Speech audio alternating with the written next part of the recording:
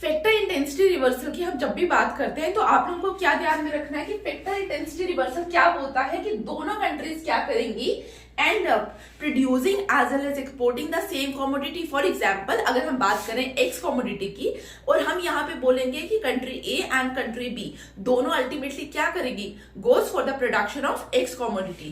देखिए यहाँ पे क्या है, आप लोगों को सबसे पहले तो याद रखना है, जब हम फैक्टर इंटेंसिटी रिवर्सल की बात करेंगे तो यहाँ पे Heckscher Ohlin as well as factor price equalization दोनों थ्योरम फेल हो जाती हैं।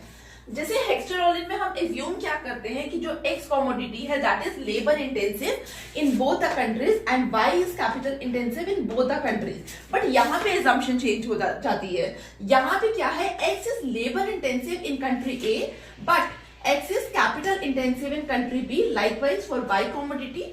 तो हम यहाँ पे बोलेंगे कंट्री ए क्या है, कंट्री ए जो लेबर सरप्लस कंट्री है वो जाएगी production as well as export of commodity X, likewise B भी क्या जाएगी, कमोडिटी एक्स। तो यहाँ पे आप लोगों को क्या पता चला कि दोनों कंट्रीज क्या करेंगी, end up producing as well as exporting the same commodity.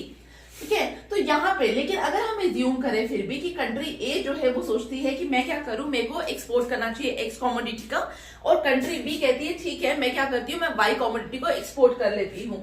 But यहाँ पे अल्टीमेटली होगा क्या, ए जो कंट्री है, ए कंट्री के अंदर क्या होगा, एक्स की प्रोडक्शन हो रही है और एक्स क्या है, X is labour intensive in country A. जब हमने बोला कि एक्स कमोडिटी के लिए कंट्री ए में ज्यादा लेबर यूज होगा, इट मींस कंट्री ए के अंदर क्या होंगी, वेजेस इंक्रीज होना स्टार्ट हो जाएंगी, W by R starts increasing. और लाइकवाइज बी कंट्री की अगर हम बात करें तो बी में क्या करेगा, वाई अगर प्रोड्यूस करेगा एज वेल एज एक्सपोर्ट करेगा तो वाई क्या है, Y is labour intensive in country B. इसका मतलब बी में भी क्या होगा, डब्ल्यू स्टार्ट्स इंक्रीजिंग और W by R starts increasing. तो आपको क्या देखने को मिला, डब्ल्यू बाय आर दोनों कंट्रीज में क्या कर रहा है, इंक्रीज करना स्टार्ट कर रहा है। लेकिन अगर आप हेक्स्चरॉलिन में देखो तो एक कंट्री ए में अगर इंक्रीज कर रहा है तो कंट्री बी में क्या कर रहा है, फॉल कर रहा है, और अल्टीमेटली डब्ल्यू बाय आर दोनों कंट्रीज में कहीं ना कहीं क्या हो जाएगा, बराबर हो जाएगा।